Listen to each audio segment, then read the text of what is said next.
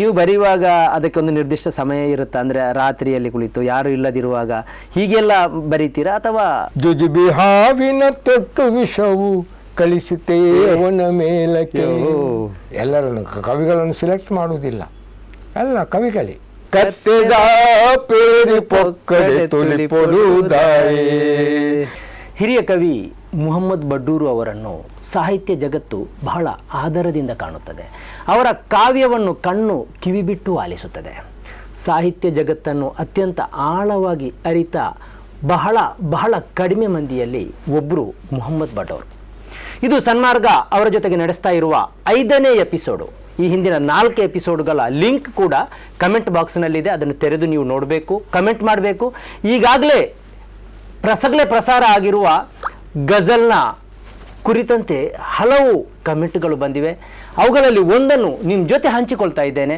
ಇದು ಡಾಕ್ಟರ್ ಹಸೀನಾ ಖಾದ್ರಿ ಅವರ ಕಮೆಂಟು. ಅವರು ಕುವೆಂಪು ಯೂನಿವರ್ಸಿಟಿಯಲ್ಲಿ ಪ್ರೊಫೆಸರ್ ಆಗಿ ದುಡಿತಾ ಇದ್ದಾರೆ. ಕೇಳಿ. ಪಂಚಭಾಷಾ ದಿಗ್ಗಜರಾದ ಮುಹಮ್ಮದ್ ಬಡ್ಡೂರು ಸರ್ ಅವರ ಸಾಹಿತ್ಯದ ಜ್ಞಾನ ಅಚ್ಚರಿ ಮೂಡಿಸುವಂಥದ್ದು. ಸಾಹಿತ್ಯದ ಬಗೆಗಿನ ಅವರ ಅಪಾರ ಅನುಭವ ಇಂದಿನ ಯುವಜನತೆಗೆ ಮಾದರಿ. ಪುರಂದರ ಭಟ್ ಗುರುಗಳು ಮತ್ತು ಬಡ್ಡೂರು ಸರ್ ಅವರ ಗುರು ಶಿಷ್ಯ ಸಂಬಂಧ ಅನುಕರಣೀಯ. ಇಬ್ಬರು ಪ್ರಾತಸ್ಮರಣೀಯರು, ಇಬ್ಬರು ಸಾಹಿತ್ಯದ ದಿಗ್ಗಜರು. ಇಂತಹ ಮೇರು ವ್ಯಕ್ತಿತ್ವದ ಮಹನೀಯರನ್ನು ಪರಿಚಯಿಸ್ತಾ ಇರುವ ಸನ್ಮಾರ್ಗ ಸುದ್ದಿವಾಹಿನಿಗೆ ಧನ್ಯವಾದಗಳು. ಯುವ ಬರಹಗಾರರಿಗೆ ಬಡ್ಡೂರು ಸರ್ ಅವರ ಮಾರ್ಗದರ್ಶನ ಸಿಗುವಂತೆ ಮಾಡಿದ್ದು ತುಂಬ ಒಳ್ಳೆಯದಾಯಿತು. ಇಂತಹ ಎಪಿಸೋಡ್ಗಳ ಮೂಲಕ ಕವಿತೆ ಮತ್ತು ಗಜಲ್ನ ಹೆಚ್ಚೆಚ್ಚು ಸಾಹಿತ್ಯದ ಪರಿಚಯ ಸಿಗುವಂತಾಗಲಿ. ಮತ್ತೊಮ್ಮೆ ಎಲ್ರಿಗೂ ಅಭಿನಂದನೆಗಳು. ಇದು ಬಡ್ಡೂರು ಸರ್. ಈಗ ಈ ಹಿಂದಿನಂತೆಯೇ 4 ಮಾತು ಮತ್ತು 1 ಗಜಲ್. ಬಡ್ಡೂರು ಸರ್, ನಿಮಗೆ ಈ ಕಾರ್ಯಕ್ರಮಕ್ಕೆ ಸ್ವಾಗತ. ನಿಮ್ಮ ಕಾವ್ಯ ಏನಿರುತ್ತೆ ಇತರೆಲ್ಲರಿಗಿಂತ ಭಿನ್ನ ಆಗಿರುತ್ತೆ. ಮಾತ್ರ ಅಲ್ಲ, ಯಾರು ಕೇಳುಗರು ಕೂಡ ಅಪಾರವಾಗಿ ಅದನ್ನು ಪ್ರೀತಿಸ್ತಾರೆ. ಇಷ್ಟೊಂದು ಭಿನ್ನ ಕಾವ್ಯವನ್ನು ಮಂಡಿಸುವುದಕ್ಕೆ ಏನು ತಯಾರಿ ಮಾಡ್ತೀರಿ, ಅಥವಾ ಹೇಗೆ ಆ ವಸ್ತುವನ್ನು ಹುಡುಕ್ತೀರಿ, ಅದನ್ನು ಕಾವ್ಯವಾಗಿ ಹೇಗೆ ಮಾರ್ಪಡಿಸ್ತೀರಿ ಅಂತ ಒಂದು ಉದಾಹರಣೆ ಕೊಟ್ಟರು ಬಹಳ ಒಳ್ಳೆಯದು. ಈ ಕವಿತೆ ಎಂಬುದು ಒಂದು ಆಕಸ್ಮಿಕವಲ್ಲದು, ಅದೊಂದು ಪ್ರಜ್ಞಾಪೂರ್ವಕ ಸೃಷ್ಟಿ. ಏನೋ ಒಂದು ಕಂಡ, ಏನೋ ಒಂದು ಬರೆದ, ಎಸ್, ಅದಲ್ಲ ಅದು. ನಾವೆಲ್ಲವನ್ನು ಅವಲೋಕಿಸಬೇಕು, ಅನುಭವಿಸಬೇಕು, ಆಮೇಲೆ ಅದನ್ನು ಕೃತಿಗೆ ತರಬೇಕು. ನಾನು ಗದಗ ಸಾಹಿತ್ಯ ಸಮ್ಮೇಳನದಲ್ಲಿ ಒಂದು ಕವಿತೆಯನ್ನು ಓದಿದೆ. ಓಕೆ. ಹಾವು ಸತ್ತಿತು ಕಚ್ಚಿ ಮನುಜಗೆ, ಬುದ್ಧಿ ಇಲ್ಲವೇ ಹಾವಿಗೆ. ಹಾವು ಸತ್ತಿತು ಕಚ್ಚಿ ಮನುಜಗೆ, ಬುದ್ಧಿ ಇಲ್ಲವೇ ಹಾವಿಗೆ. ಒಡಲ ತುಂಬ ವಿಷವೇ ತುಂಬಿದ ಅಮಗೆ ಕಚ್ಚಿತು ಏತಕ್ಕೆ. ಅದು ಕ್ರಿಯೆ ಅಲ್ಲದ ಕ್ರಿಯೆ, ಕ್ರಿಯೆ ಅಲ್ಲದ ಕ್ರಿಯೆ ಕಾವ್ಯದಲ್ಲಿ ಬರಲಿಕ್ಕೆ ಕೂಡುದು. ನಿಜವಾಗಿ ಕಾವ್ಯದ ಒಂದು ನಿಯಮ. ಹಾವು ಕಚ್ಚಿ ಹಾವೇ ಸಾಯ್ದಂದ್ರೆ ಅದು ಕ್ರಿಯೆ ಅಲ್ಲದ ಕ್ರಿಯೆ. ಆದರೆ ಇಲ್ಲಿ ಅದು ಸಂಕೇತ ಎಂತಂದ್ರೆ ಆ ಹಾವಿಗಿಂತಲೂ ಇವ ವಿಷಕಾರಿ. ಆ ಹಾವಿಗಿಂತಲೂ ಇವ ವಿಷಕಾರಿ ಎಂದು ತೋರಿಸಿ ಹಾವನ್ನು ಕೊಲ್ಬೇಕಾಯ್ತಲ್ಲಿ. ಇದು ಸೃಷ್ಟಿ. ಅದೇ ಪಂಚಭೂತಗಳಲ್ಲೂ ವಿಷವು ತುಂಬಿ ತುಳುಕುವ ಕಾಲಕ್ಕೆ, ಜುಜುಬಿ ಹಾವಿನ ತೊಟ್ಟು ವಿಷವು ಕಳಿಸುತ್ತೇ ಅವನ ಮೇಲಕ್ಕೆ. ಈ ಪಂಚಭೂತಗಳಲ್ಲಿ ವಿಷ ತುಂಬಿ ತುಳುಕುತ್ತದೆ ಮಾರ್ರೆ. ಇದನ್ನು ವಿವರಿಸಬೇಕಾದ್ದು ಇದರ ಮುಖಾಂತರ ಜನರಲ್ಲಿ ಕ್ರಾಂತಿ ತರಬೇಕು, ಅವರನ್ನು ಜಾಗೃತಿಗೊಳಿಸಬೇಕು ಅಲ್ವಾ. ಜನರು ಉತ್ತಮಗೊಳಿಸಬೇಕು, ಸಂಸ್ಕಾರವಂತರನ್ನಾಗಿ ಮಾಡಬೇಕು. ಅದಕ್ಕೆ ಎಲ್ಲಕ್ಕಿಂತ ಮೊದಲು ನಾವು ಸಂಸ್ಕಾರವಂತರಾಗಬೇಕು. ನಮ್ಮ ಆತ್ಮ ಉಂಟಲ್ಲ, ಶುದ್ಧಗೊಳಿಸಲಿಕ್ಕೆ ಇದು ಬಹಳ ಆಗಿದೆ, ಹಿಂದಿನಿಂದಲೂ ಆಗ್ತದೆ. ಒಳ್ಳೆಯವರು ಇದ್ದಾರೆ, ಕೆಟ್ಟವರು ಇದ್ದಾರೆ ಅಲ್ವಾ. ಕೊಲ್ಲುವವರು ಇದ್ದಾರೆ, ಬದುಕಿಸುವವರು ಇದ್ದಾರೆ ಅಲ್ವಾ. ಹಾಗೆ ನಾವು ಬದುಕಿಸಲಿಕ್ಕೆ ಪ್ರಯತ್ನ ಮಾಡಬೇಕು, ಆಗ ಅವರು ಬದುಕಲಿಕ್ಕೆ ಪ್ರಯತ್ನ ಮಾಡ್ತಾರೆ. ಇಲ್ಲದ್ರೆ ಅವರು ಕೊಲ್ಲುತ್ತಾ ಬರ್ತಾರೆ, ಇವರು ಸಾಯ್ತಾ ಬರ್ತಾರೆ ಅಲ್ವಾ.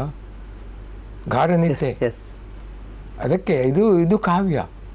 ಈ ಕಾವ್ಯಗಳನ್ನು ಹೀಗೆ ರಚಿಸಬೇಕು, ಅಂಥ ಸಂಕೇತಗಳನ್ನು ತರಬೇಕು, ತಂದು ಅಲ್ಲಿ ನಿಲ್ಲಿಸಬೇಕು, ಜನರನ್ನು ಹೆಚ್ಚಿಸಬೇಕು, ಅದನ್ನು ಅರ್ಥ ಮಾಡಿಕೊಳ್ಬೇಕು. ಕವಿತೆ ಬರೆಯುವ ಬುದ್ಧಿವಂತ, ಆದರೆ ಅರ್ಥ ಮಾಡಿಕೊಳ್ಳುವ ತತ್ವಜ್ಞಾನಿ. ಅರ್ಥ ಮಾಡಿಕೊಳ್ಳುವ ತತ್ವಜ್ಞಾನಿ ಅವನಿಗೆ ಮಾತ್ರ ಅದು ಅರ್ಥ ಆಗುವುದು. ಸಾಮಾನ್ಯರಿಗೂ ಅರ್ಥ ಆಗ್ತದೆ ಅವರ ರೀತಿ ಅಲ್ಲ, ಬೇರೆ ಅದರ ನಿಜ ಗೂಢಾರ್ಥವನ್ನು ಅರ್ಥ ಮಾಡಿಕೊಳ್ಳುವ. ಅದನ್ನು ನೀವು ಡಿಕ್ಷನರಿ ಇಟ್ಕೊಂಡು ಹುಡುಕಿದರೆ ಅದರಲ್ಲಿ ಅರ್ಥ ಸಿಗುವುದಿಲ್ಲ. ಗ್ರಾಮರ್ ಇಲ್ಲ ಅದಕ್ಕೆ. ಇದೆಲ್ಲ ತಿಳಿಯದೆ ಬರೆಯುವುದೇ. ನೀವು ಬರೆಯುವಾಗ ಅದಕ್ಕೊಂದು ನಿರ್ದಿಷ್ಟ ಸಮಯ ಇರುತ್ತಾ? ಅಂದರೆ ರಾತ್ರಿಯಲ್ಲಿ ಕುಳಿತು ಯಾರು ಇಲ್ಲದಿರುವಾಗ ಹೀಗೆಲ್ಲ ಬರೀತೀರಾ, ಅಥವಾ ತಕ್ಷಣ ಹೀಗೆ ನಿಮಗೆ ಮನಸ್ಸಿಗೆ ತೋಚುವುದಾ ಅಂತ ಹಾಗೆ ಆಗ ಬರೆದು ಬಿಡೋದಾ, ಹೇಗೆ? ಅಲ್ಲ, ನಾವೆಲ್ಲ ಈಗ ಅಲ್ಲಿ ಕೂತಲ್ಲಿ ಒಂದು ಏನು ವಸ್ತುಗಳನ್ನೆಲ್ಲ ರೆಡಿ ಮಾಡಿ ಇಟ್ಟಿರ್ತೇವೆ. ಹೆಂಗಸರು ಪದಾರ್ಥ ಮಾಡಿದಾಗೆ, ಒಂದು ಕಡೆ ನೀರುಳ್ಳಿ ಇರ್ತದೆ, ಒಂದು ಕಡೆ ಒಂದು ಕಡೆ ತೆಂಗಿನಕಾಯಿ ಎಲ್ಲ ಮಾಡಿ ಮತ್ತೆ ಕೊಡೆಗೆ ಪದಾರ್ಥ ಮಾಡೋದು. ಹೌದು, ಆ ರೀತಿ ಮಾಡ್ತೇವೆ. ಅದು ಎಲ್ಲರಿಗೂ ಆಗ್ತದೆ ಅಂತ ನನಗೆ ಅದು ಹೇಳಲಿಕ್ಕೆ ಆಗೋದಿಲ್ಲ. ನೀವು ಹಾಗೆ ಮಾಡ್ತೀವಿ? ಅಲ್ಲ, ನಾನು ಹಾಗೆ ಅಭ್ಯಾಸಕ್ಕೆ ಆ ರೀತಿ ಬಂದು ಹೋಗಿದೆ. ಯಾಕೆಂದರೆ ಲಯ ಛಂದಸ್ಸು ಎಲ್ಲ ನಮ್ಮ ಪೆನ್ನು ಹಿಡಿದ ಕೂಡಲೇ ಅದು ಒಂದು ಆಟೋಮೆಟಿಕ್ ಅಂತ ಹೇಳ್ತಾರೆ, ಹಾಗಾಗಿ ಬರ್ತದೆ ಅದು. ಅದಕ್ಕೊಂದು ನಿರ್ದಿಷ್ಟವಾದ ಸಮಯ ಅದು ಇದೆ ಅಂತ ಇಲ್ಲ. ಅದಕ್ಕೆ ಒಂದು ನಿರ್ದಿಷ್ಟವಾದ ಒಂದು ವಸ್ತು ಮತ್ತು ವರ್ಣನೆ ಬೇಕು, ಅದು ವಿಷಯ. ಅದನ್ನು ಮಾಡ್ತಾ ಹೋದಾಗ ಜನರು ಎಲ್ಲರೂ ಆ ಕಾವ್ಯ ಶಕ್ತಿಯನ್ನು ಬೆಳೆಸಿದಾಗ ಉಂಟಲ್ಲ, ಜನರು ಸಮಾಜವನ್ನು ಉಳಿಸುವಂತಹ ಆ ಕ್ರಿಯೆ ಆಗ್ತಾ ಇರ್ತದೆ. ಅದು ಮುಂದುವರಿಸಬೇಕು, ಸೃಷ್ಟಿಸಬೇಕು. ಈ ರೀತಿ ಕವಿಗಳನ್ನು ಸೃಷ್ಟಿಸುವುದು ನಿಜವಾಗಿ ನೀವು, ಅದು ಎಲ್ಲ ಅಕಾಡೆಮಿಗಳೆಲ್ಲ ಕರ್ತವ್ಯ ಯಾವಾಗಿತ್ತು ಇಲ್ಲ, ಅವರ ಮಟ್ಟಕ್ಕೆ ಅವರನ್ನು ತಂದು ನಿಲ್ಲಿಸ್ತಾರೆ. ಆ ರೀತಿಯಲ್ಲ, ನೀವು ಇದರಿಂದ ಒಂದು ಎಜುಕೇಷನ್ ಹೋಗಿ ಜನರಿಗೆ ಆ ಕವಿದ ಮೇಲೆ ನೀವು ನೋಡ್ತೀರಾ. ಒಂದು ಮೊದಲೆಲ್ಲ ನಾವು ಒಂದು ಕವಿಗೋಷ್ಠಿ ಮಾಡ್ತಿದ್ದಾಗ ಎಷ್ಟು ಜನ ಸೇರಿಸಿತ್ತು, ಎಷ್ಟು ಜನ ಸೇರ್ತಾ ಇದ್ರು ಅಲ್ವಾ? ನೀವು ಕಂಡಿದ್ದೀರಿ ನಿಮ್ಮ ಜಮಾತ್ ಇಸ್ಲಾಮಿಯ ಕಾರ್ಯಕ್ರಮಗಳಲ್ಲಿ. ಆ ಮಲ್ಪೆಯಲ್ಲಂತೂ ಸಾವಿರ ಜನರು, ಒಂದು ಇದರಲ್ಲಂತೂ ಒಂದು 2,500 ಜನರಿದ್ದರು ಅಲ್ವಾ? ಈಗ ಕವಿಗೋಷ್ಠಿ ನೋಡಿ, ಟೌನ್ ಹಾಲಲ್ಲಿ 17 ಮಂದಿ ಮೇಲೆ ಇದ್ದಾರೆ ಸ್ಟೇಜಲ್ಲಿ, 11 ಮಂದಿ ಕೆಳಗಿರ್ತಾರೆ. ಯಾರಿಗೆ ಕವಿತೆ? ಏನಕ್ಕೆ ಹಾಗೆ ಆದ್ದು ಅಂತ ಹೇಳೋದು ನೀವು? ಅದರಲ್ಲಿ ಸತ್ವ ಇರಲ್ಲ, ಕಾವ್ಯದ ಗುಣಮಟ್ಟ ಅಲ್ಲಿಗೆ ಬಂದು ಇಳಿದಿದೆ, ನಿಂತಿದೆ. ಎಲ್ಲರನ್ನು ಕವಿಗಳನ್ನು ಸಿಲೆಕ್ಟ್ ಮಾಡುವುದಿಲ್ಲ, ಎಲ್ಲ ಕವಿಗಳೇ. ಇದೆಲ್ಲ ಕವಿಗಳಾಗುವಾಗ ಕಿವಿಗಳೆಲ್ಲ ಉದುರಿ ಹೋಗಿದೆ. ಓಕೆ, ಹಲವು ವಿಚಾರಗಳನ್ನು ನಮ್ಮ ಜೊತೆ ಹಂಚ್ಕೊಂಡ್ರಿ. ಒಂದು ಗಜಲ್ ಹಂಚ್ಕೊಳ್ಳಿ. ಈಗ ನಾವು ಸಾಧಾರಣ ಗಜಲ್ ಕನ್ನಡ ಹೇಳಿದೆವು, ಉರ್ದು ಹೇಳಿದ್ರು. ಈಗ ನಾವು ತುಳುವಿಗೆ ಬರುವ. ತುಳು ಕೂಡ ಬಹಳ ಒಂದು ಪ್ರಾಚೀನ ಭಾಷೆ, ಬಹಳ ಒಳ್ಳೆಯ ಭಾಷೆ ಕೂಡ ಅದು. ಈಗ ನಮ್ಮ ಬೇರೆ ಭಾಷೆಯಲ್ಲಿ ಅಷ್ಟು ಶಬ್ದಗಳು ಸಿಗುತ್ತಿಲ್ಲ ನಮಗೆ. ಒಂದು ಕಾಲಕ್ಕೆ ಇದ್ದಿರಬಹುದು, ನಾವು ಅದನ್ನೆಲ್ಲ ಮರೆತು ಬಿಟ್ಟಿದ್ದೇವೆ. ಒಂದು 50 ವರ್ಷಕ್ಕೆ ಮೊದಲು ನಮ್ಮ ಹಿರಿಯರು ಮಾತನಾಡ್ತಾ ಭಾಷೆ ಎಲ್ಲ ತುಂಬ ಶಬ್ದಗಳಿತ್ತು. ಇದೆಲ್ಲ ಇಂಗ್ಲೀಷ್ ಅದೆಲ್ಲ ತುಂಬಿ ಕೊಡೋದಾಗಿದೆ. ಆದರೆ ತುಳುವಿನಲ್ಲಿ ಹಾಗೆ ಇಲ್ಲ, ಅದನ್ನು ಹಾಗೆ ಇಟ್ಟುಕೊಂಡಿದ್ದಾರೆ. ನಿಜವಾಗಿ ನಮಗೆ ಅನಿಸ್ತದೆ, ನಾವು ಇಲ್ಲಿಯ ಮುಸ್ಲಿಮ್ಸ್ ಎಲ್ಲ ನಾವು ತುಳುವೇ ಮಾತಾಡಬೇಕಿತ್ತು ಅಂತೇಳಿ. ನಮ್ಮ ಅಧಿಕೃತ ಎಲ್ಲ ಭಾಷೆ ತುಳು ಎಲ್ಲರದ್ದು ತುಳು ಆಗ್ತಿದ್ರೆ ಒಳ್ಳೇದಿತ್ತು ಅಂತೇಳಿ. ಯಾಕೆಂದರೆ ನಮ್ಮಲ್ಲಿ ಆ ಸೌಹಾರ್ದ ಸಂಬಂಧಗಳು ಬೆಳೀತಿದ್ವು. ಹಾಗೆ ಇದೊಂದು ಸೌಹಾರ್ದಕ್ಕೆ ಪೂರಕವಾದ ಭಾಷೆ.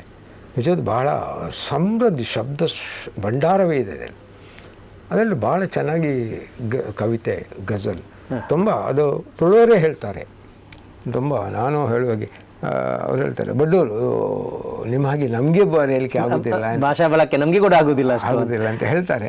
ಇಲ್ಲ, ಯಾಕೆಂದರೆ ಅದು ನಮ್ಮ ಭಾಷೆ, ಅದನ್ನು ಒಪ್ಪಿಕೊಳ್ಬೇಕು. ನಮ್ಮ ಭಾಷೆ ಅದು ತುಳುವಿನಲ್ಲಿ ಒಂದು ಹೇಳ್ತಾರೆ.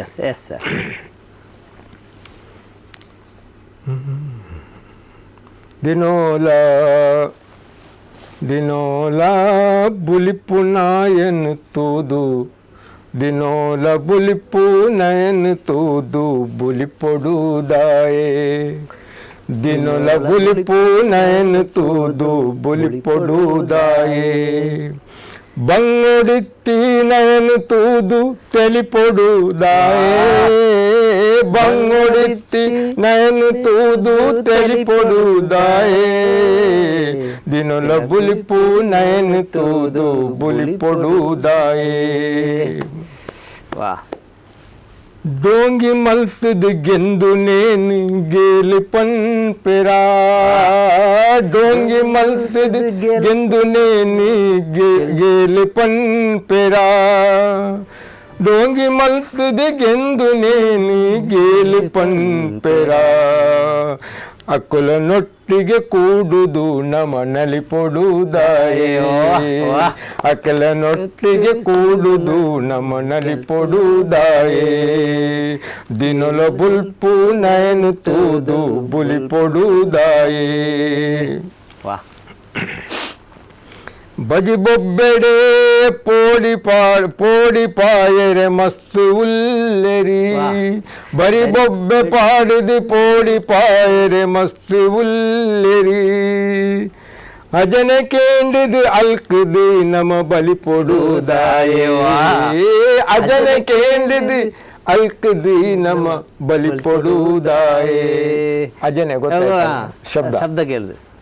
ದಿನೊಲ ಬುಲಿಪು ನೈನು ತೂದು ಬುಲಿ ಪೊಡುದಾಯೇ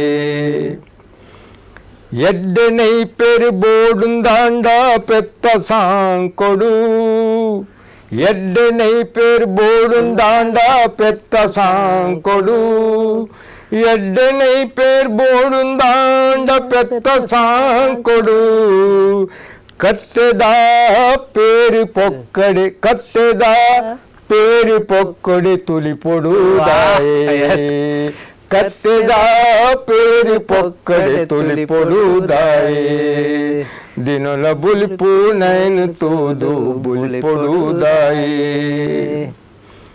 ಏತು ಪೊರ್ಲುದ ಪರಿಪೋಕು ಏತು ಪೊರ್ಲುದ ಪರಿಪೋಕು ಹಿರಿಯ ಲೆಂಕನ ಭಾವ ಏತು ಪೊರ್ಲುದ ಪರಿಪೋಕ್ ಹಿರಿಯರೆಂಕ್ಲನ ಭಾವ ಏತು ಪೊರ್ಲುದ ಪರಿಪೋಕು ಸಂಸ್ಕೃತಿ ಪರಿಪೋಕ ಸಂಸ್ಕೃತಿ.